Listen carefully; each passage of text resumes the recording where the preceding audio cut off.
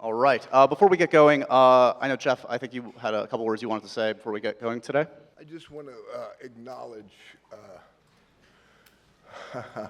the fullness of life, the joy and the sadness that is in store for us all. And I'm filled with both of them today. And as I was last night, learning of my dear friend's passing, Robin, and the wonderful, joyous feeling of, giving birth to our child here, the giver.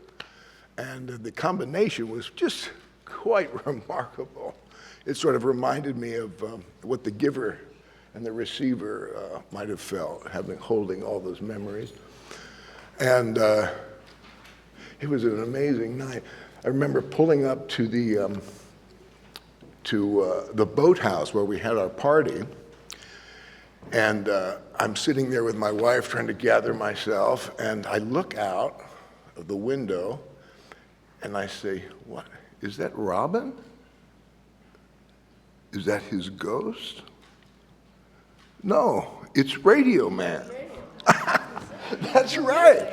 And it brought back all of these wonderful feelings of what an amazing time we had together here in New York shooting The Fisher King. And I got out of the car and I embraced Radio Man, looked at his face. And I remember when we were shooting Fisher King, Radio Man, he knows where all the movies are shot, and somehow I don't know how he magically does that, but I remember seeing Radio Man, and we could not believe that Robin's character was there in the flesh, in reality, and there he was. And so we embraced, Radio Man. It felt like it was, I felt Robin's spirit as I'm feeling him now in this room with us.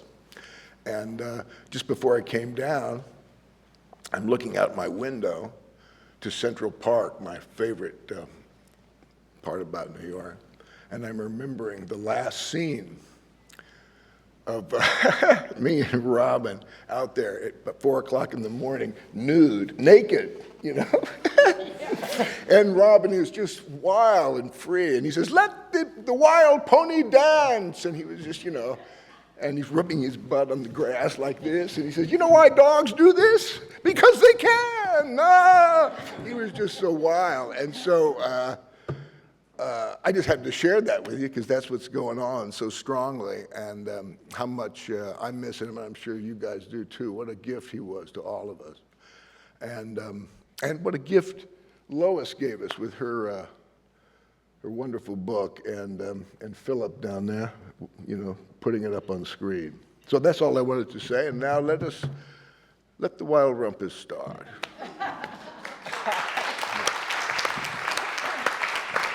Thank you.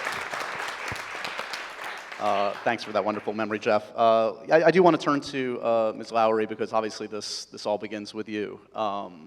21 years ago, this book came. I can't imagine you necessarily thought this day would come. When did it enter your mind that a film might be in the offing, and it was something that you always welcomed with open arms?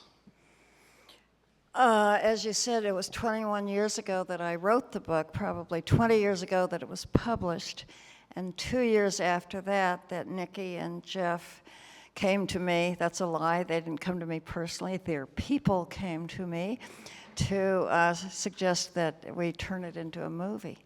Seemed as if it would be easy at the time. It wasn't, but maybe good things never come easily. So it was a very long haul, as you know. 18 years after that date, finally, the movie is on the screen. And most of the people who are here with us today would not have been part of it 18 years ago. So good things come to those who wait.